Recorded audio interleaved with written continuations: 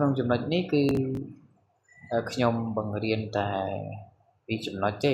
នេះនៅកន្លែងនេះគឺគេនិយាយអំពីimage to video មិនន័យថាយើងបំលែងរូបភាពឲ្យទៅជាវីដេអូហើយជំហានបន្ទាប់ខ្ញុំនឹងបង្រៀនអំពី text to video មិនន័យថាជាអក្សររត់ទៅជាវីដេអូអញ្ចឹងទៅបាទអញ្ចឹងបងប្អូនដល់មកអត់ទាន់ចុច login បងប្អូនចូលចុច login កន្លែងនេះដើម្បី connect ជាមួយ mail ណាអញ្ចឹងហើយនេះគឺខ្ញុំបង្រៀនរូបភាពឲ្យមានចលនាដើម្បីខ្លាចជាវីដេអូយើងយកទៅផុសអញ្ចឹងណាបងប្អូនបាទបងប្អូនចុចមកបាទចុចមកកន្លែងនេះគឺយើងត្រូវ connect ជាមួយ Google ណាបងប្អូនបាទយើង connect ជាមួយនឹង Google សិនមកអូខេសិននេះខ្ញុំអត់តមកដល់មកនេះជួយបន្លំខ្ញុំលុបខ្ញុំលុបអញ្ចឹងអូខេដល់វាកំពុងតែ loading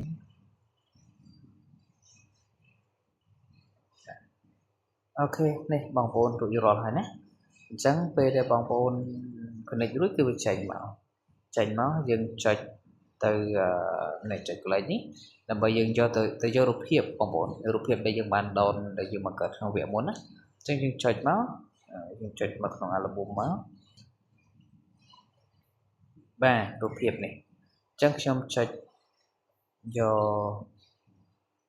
រូបខ្លា2ហ្នឹងមកយកមក upload ដើម្បីឲ្យវាមានរូបភាពនោះមានចលនា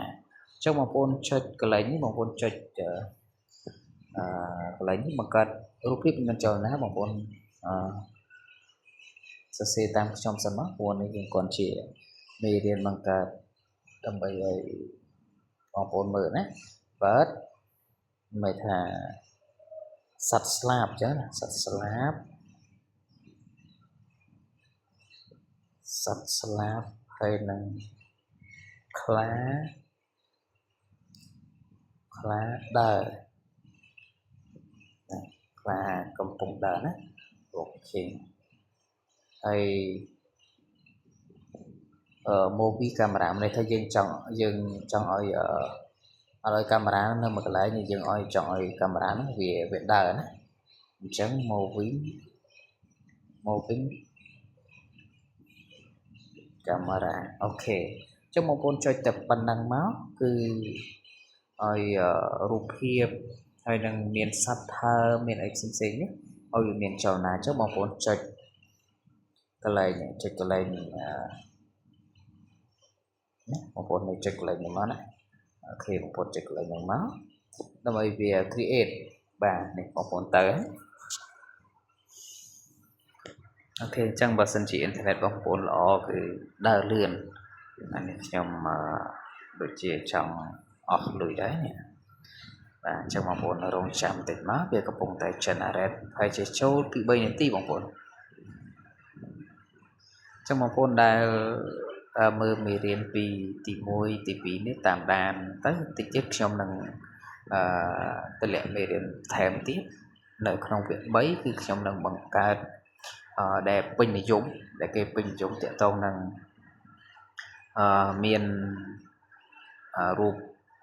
ឆ្មាកំពុងធ្វើម្ហូបហើយមានដូចជាសត្វទាសត្វអីចឹងបងប្អូនបាទសត្វទាសត្វអីចឹងគឺខ្ញុំនឹងបង្កើតជារូបភាពនឹងមកហើយបំលែងរូបភាពនោះទៅជាវីដេអូដែលជាពេញនិយមដែលគេកំពុងតែចាប់អារម្មណ៍ណាអញ្ចឹងទាក់ទងរូបភាពគឺបងប្អូនងាយស្រួលទេបងប្អូនយករូបភាពមិនន័យថាយើងយករូបភាពពីគេក៏បានយើងមកបំលែងនៅក្នុងរបស់យើងមកដើម្បីយើងច្នៃធ្វើជាវីដេអូបាទច្នៃជាវីដេអូដើម្បីឲ្យវាមានចលនាផ្សេងៗហ្នឹងបាទនេះជាចំណុចដែលបងប្អូនត្រូវរៀនហើយបន្តទៀតគឺខ្ញុំនឹងបង្រៀនបងប្អូនអំពីបង្កើតជាមាតិកាផ្សេងដើម្បីបងប្អូនចេះរៀនចប់ហើយយកទៅផុសអាចរកលុយនៅក្នុង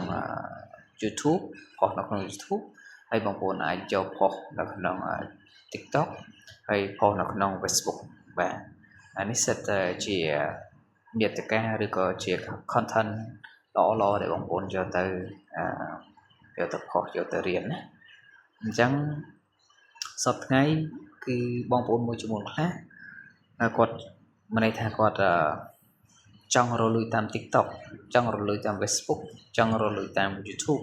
ប៉ុន្តែអត់ដឹងថាតើយើងត្រូវបង្កើតមាតិកាអីបង្កើត content អីដើម្បីឲ្យមានអ្នកមើលអញ្ចឹងនៅពេលបច្ចុប្បន្ននេះគឺស្រួលទេបងប្អូនយើងរៀនតែអំពី AI យើងអាចបង្កើត content ផ្សេងជាច្រើនក្នុងការរលួយតាម YouTube ដូចជា Facebook ដូចជា TikTok ជាដើមណាអញ្ចឹងអូខេនេះបងប្អូនវា create រួចហើយអញ្ចឹងយើងចុចនៅក្នុងហ្នឹងមកគឺបងប្អូននឹងឃើញហ្នឹងបងប្អូនសត្វខ្លាដើមមានសត្វស្លាបមានអីចឹងណាបាទអញ្ចឹងព្យាបងប្អូនតិចវីដេអូហ្នឹងគឺបានតែ6វិនាទីឯងពេលនេះមានសត្វស្លាបមានអីនេះអញ្ចឹងស្អាតទេបងប្អូនស្អាតទេបាទអូខេអញ្ចឹងបងប្អូនអាចយកទៅផុសនៅក្នុង Facebook ឬ TikTok បានបាទនេះជាមេរៀនដែលខ្ញុំរៀនពាក្យ2អញ្ចឹងជំនាញពាក្យ3គឺខ្ញុំនឹងធ្វើវីដេអូថ្មីបន្ថែមទៀតទាក់ទងនឹងយករូបភាពពីគេយកមកធ្វើធ្វើម៉េចឲ្យជារូបភាពទាក់ទាញជាវីដេអូដែលចាប់អារម្មណ៍ពេញក្នុងសប្តាហ៍ថ្ងៃហ្នឹងអញ្ចឹងនៅក្នុងនេះបងប្អូនចង់បានគឺបងប្អូនចុចពាក្យ download មកបាទអញ្ចឹងបងប្អូនត្រូវ download ចូលនៅក្នុងណាបាទនេះ success រួចហើយចឹងអូខេវីដេអូហ្នឹងមានតែប៉ុណ្្នឹងសម្រាប់វគ្គ2អញ្ចឹងតាមដាននៅវគ្គ3បន្តទៀតបាទសូមអរគុណ